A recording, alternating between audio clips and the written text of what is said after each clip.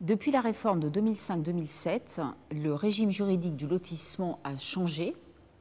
Maintenant, le lotissement dépend du régime général du contrôle de l'utilisation des sols.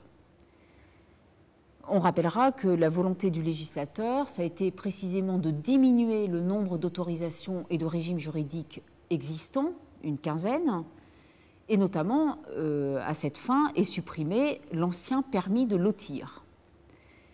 Désormais, le lotissement est soumis soit au nouveau permis d'aménager, soit à déclaration préalable. Tout d'abord, le législateur définit de façon très précise le lotissement.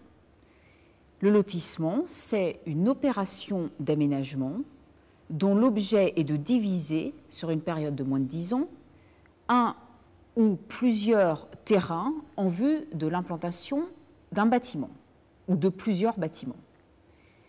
Et d'ailleurs, pour plus de précision encore, les divisions de terrain qui ne constituent pas des opérations de lotissement au sens juridique du terme sont également listées par le Code de l'urbanisme.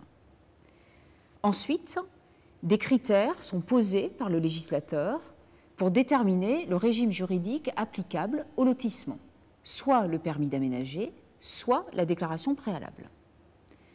Le permis d'aménager est requis quand il y a plus de 2 lots à construire, critère donc quantitatif, et quand il y a la réalisation de voies ou d'espaces communs, c'est le second critère, ou critère alternatif, quand le projet est situé dans un espace protégé, un secteur sauvegardé ou un site classé.